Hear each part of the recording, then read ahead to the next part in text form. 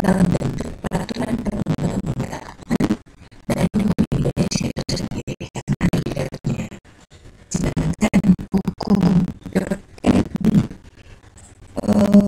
kita akan dapat melakukan penelitian yang bermetode jeda hukum jika hukum itu memiliki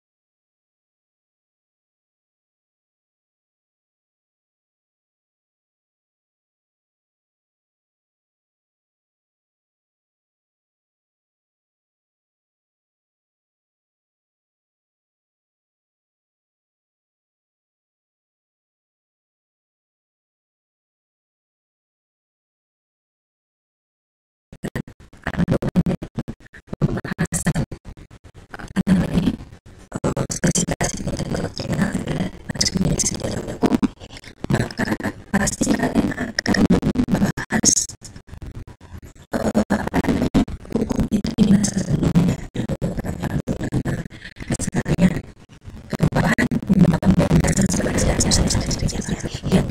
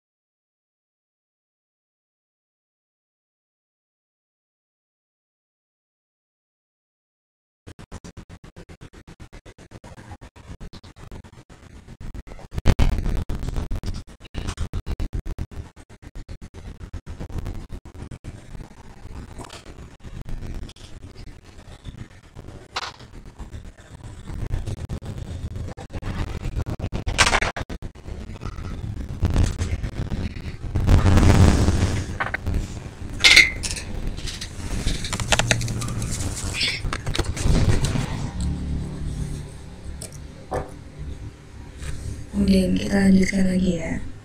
Kita lanjutkan pembahasan tentang apa sebenarnya dimaksud dengan penelitian terhadap sejarah hukum dalam bentuk sejarah lembaga-lembaga tertentu, yang mana sejarah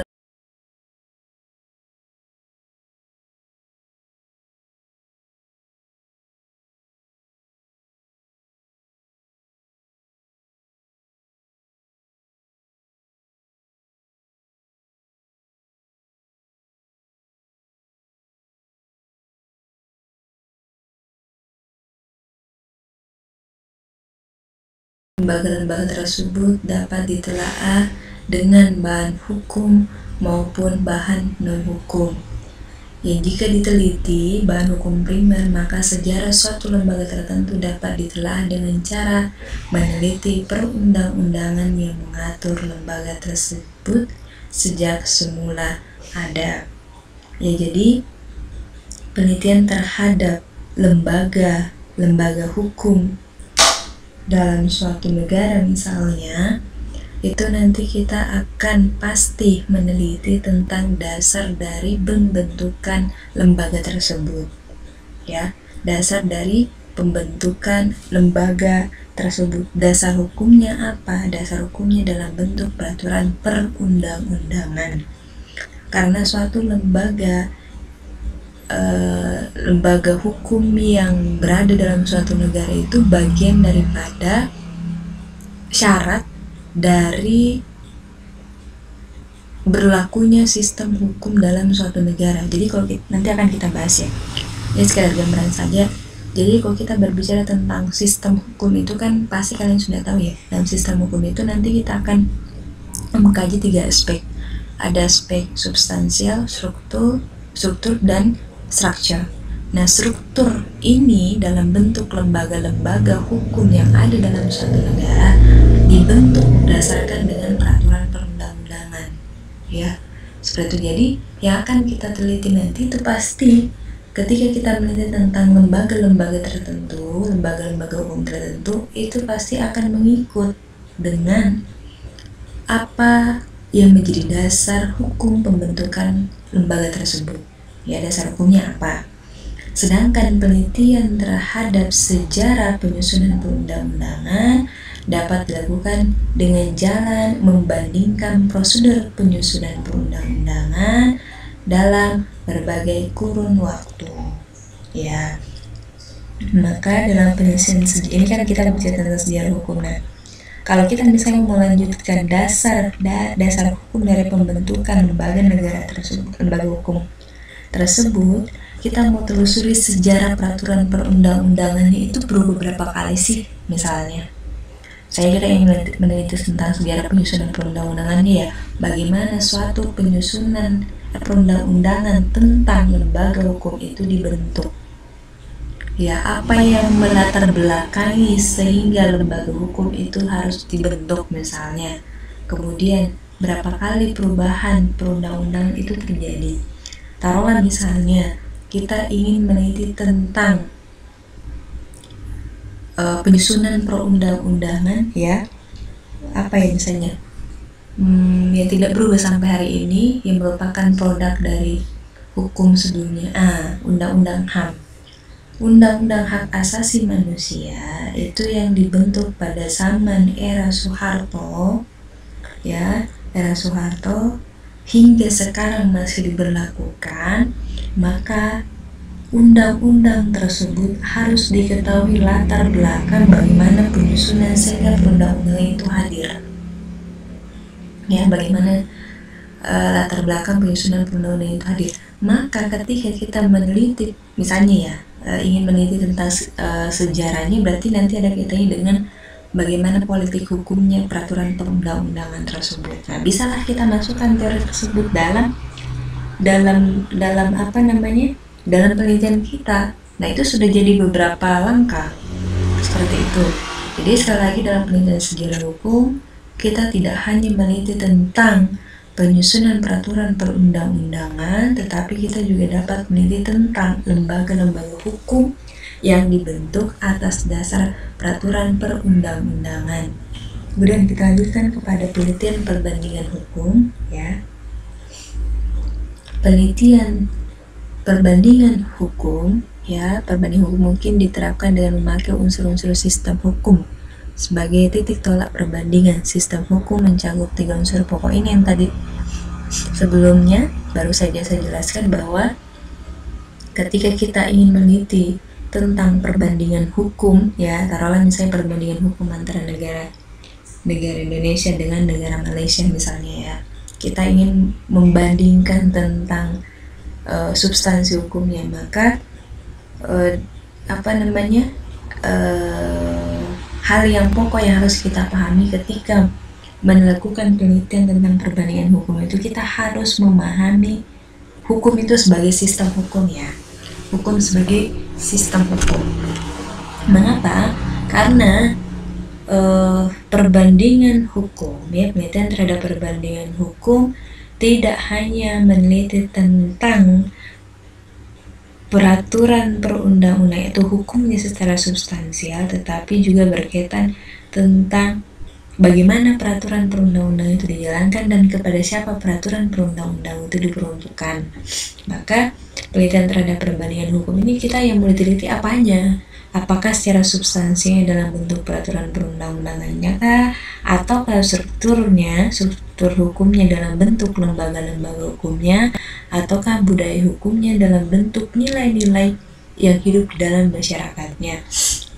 Taruhlah misalnya, saya contohkan antara sistem hukum Malaysia dengan kita ingin meneliti meneliti tentang misalnya perbandingan sistem hukum negara Malaysia dengan negara Indonesia, spesifiknya dalam bidang pemilihan presiden misalnya ya. Ketika kita ingin meneliti tentang budaya hukumnya, maka kan kita akan beranjak terhadap bagaimana perspektif masyarakatnya. Ketika kita meneliti tentang perspektif masyarakatnya, kita telusuri dulu bagaimana background masyarakat Indonesia dengan Malaysia. Ya, bagaimana backgroundnya? Tentu budaya hukum dalam masyarakat yang bentuk nilai-nilai hukum tersebut bertransformasi menjadi suatu bentuk sistem hukum. Jika di Malaysia sistem hukumnya lebih kepada Anglo-Saxon ya, meskipun ada juga peraturan perundang-undangannya, tapi sebenarnya karena dilihat dari sejarahnya bahwa Malaysia pernah dijajah oleh Inggris, maka sebenarnya di sana kebanyakan menerapkan sistem kerajaan ya, misalnya kayak banyak datuk dan raja di sana. Sedangkan di Indonesia karena kita sistem hukumnya adalah sistem hukum civil law, di mana penjajahan itu dilakukan oleh negara Belanda dengan sistem hukumnya Eropa kontinental, maka presidennya itu dipilih dari rakyat ya, saya seperti itu. Maka di situ itu bisa menjadi satu bahan penelitian ketika kita ingin melakukan suatu penelitian terhadap perbandingan hukum. Kemudian lebih lanjut lagi tentang perbandingan hukum dapat dilakukan terhadap masing-masing unsur ataupun secara kumulatif terhadap semuanya. Metode perbandingan hukum dapat dilakukan dengan penelitian terhadap berbagai subsistem hukum yang berlaku di dalam suatu masyarakat tertentu atau secara lintas sektoral terhadap sistem-sistem hukum berbagai masyarakat yang berbeda. Kemudian itu tadi penelitian terhadap perbandingan hukum ya. Kemudian kita akan meneliti tentang jenis penelitian terhadap konsistensi hukum. Penelitian terhadap bahan hukum yang mengkaji kesesuaian dalam penerapan norma atau azas, misalnya penerapan pasal oleh hakim terhadap keputusan pengadilan kepada kasus pencurian. Jika hakim memberi keputusan bahwa terdakwa mencuri karena telah memenuhi semua unsur untuk dikatakan sebagai pencurian, sebagaimana dalam pasal 362 KUHP, maka sudah terwujud dalam konsistensi hukumnya. Jadi penelitian terhadap konsistensi hukumnya ini berkaitan tentang penelitian terhadap kesesuaian antara norma dan azasnya. Kalau di sini dicontohkan pasal 362 ya.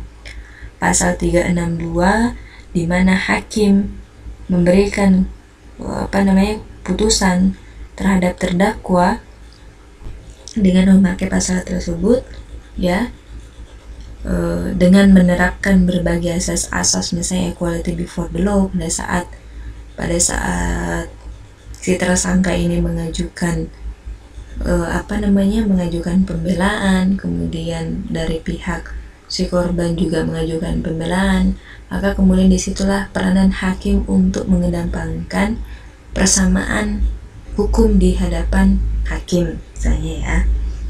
Kemudian berikutnya adalah di mana, kalau kita kembali sedikit ya, di mana letak konsistensi hukumnya. Letak konsistensi hukumnya adalah antara tindakan yang dilakukan dengan dengan tuntutan yang diberikan kepadanya itu konsisten, maksudnya selaras ya, selaras, tidak tidak berubah-ubah. Tidak berubah artinya hari ini memakai pasal pencurian, besoknya memakai pasal penganiayaan misalnya. Dan itu yang jadi bermasalah itu ketika penuntutannya itu di awalnya adalah pasal pencurian, tetapi kemudian di dalamnya itu ditambah lagi dengan pasal yang lain misalnya. Kalau pasal yang lain itu ditambahkan juga berkaitan, tidak masalah, tapi kalau bertentangan gimana? Itu maksudnya dari penelitian konsistensi hukumnya, dari antara kesesuaian antara asas dengan penerapan normanya. Kemudian berikutnya pendekatan ya. Tadi kita sudah bahas tentang spesifikasi penelitian, kita akan membahas berikutnya pendekatan penelitian.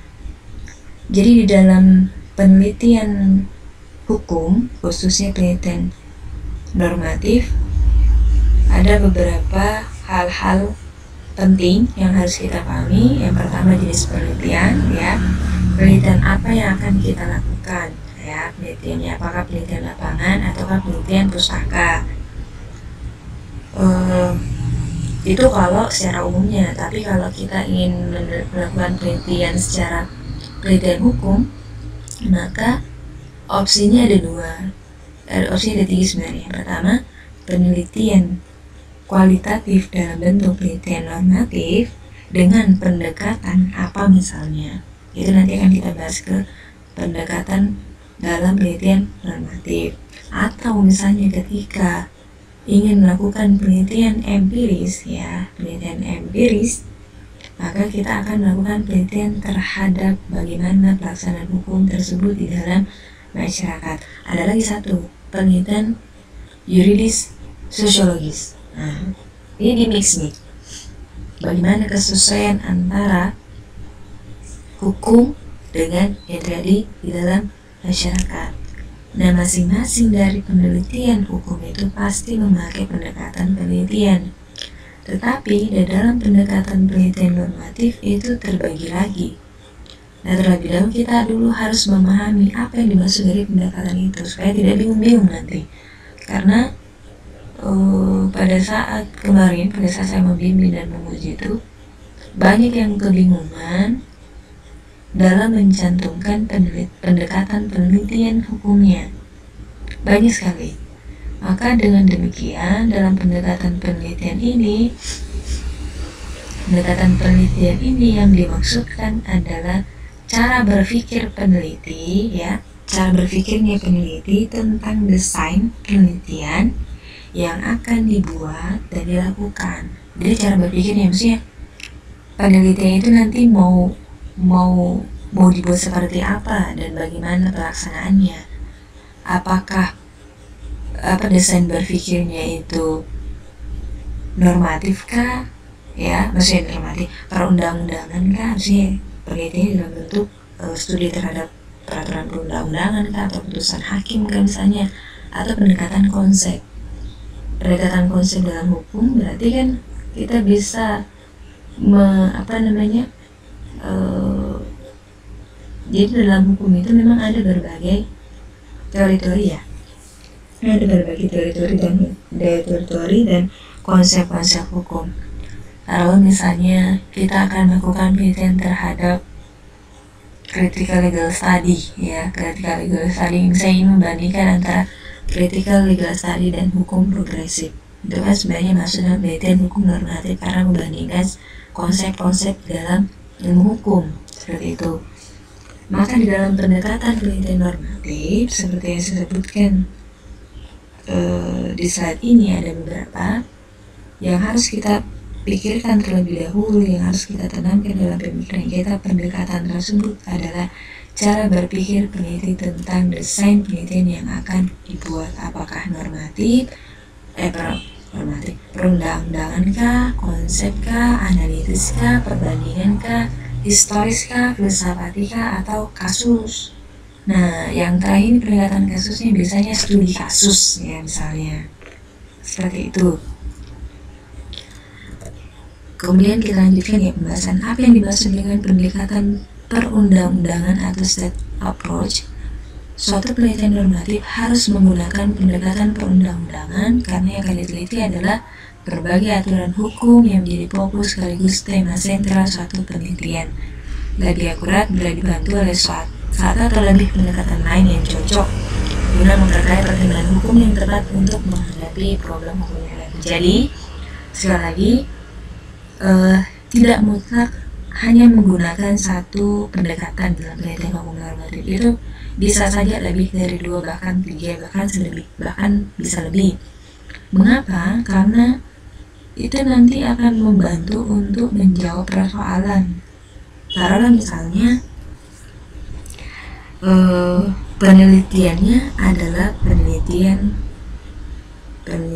perundang-undangan. Kalau misalnya gini, penerapan undang-undang hak asasi manusia terhadap pelaksanaan pidana mati terhadap koruptor, misalnya studi kasus misalnya di lapas ini. Nah, di situ kalau kita perhatikan ada 2 pendekatan yang dipakai. Ada pendekatan undang-undang hak asasi manusia dan pendekatan kasus. Itu saya maksud bahwa dalam pendekatan penelitian normatif bisa lebih dari 1. Karena sekali lagi pendekatan normatif ini adalah suatu cara berpikir oleh peneliti tentang desain penelitian yang akan dibuat dan dilakukan, apakah pendekatan perundang-undangan kah, pendekatan kasus kah, analitis kah, atau pendekatan apa misalnya, seperti itu. Jadi dalam pendekatan perundang-undangan, peneliti harus melihat hukum sebagai sistem tertutup yang mempunyai sifat sebagai berikut: konferensif atau norma-norma hukum yang ada di dalamnya terkait antara satu dengan lain secara logis. Al-inklusif, bahwa kumpulan norma hukum tersebut cukup mampu menampung permasalahan hukum yang ada sehingga tidak ada kekurangan hukum. Kemudian sistematik, bahwa di samping bertautan antara satu dengan yang lain, norma-norma hukum tersebut juga tersusun secara hierarkis.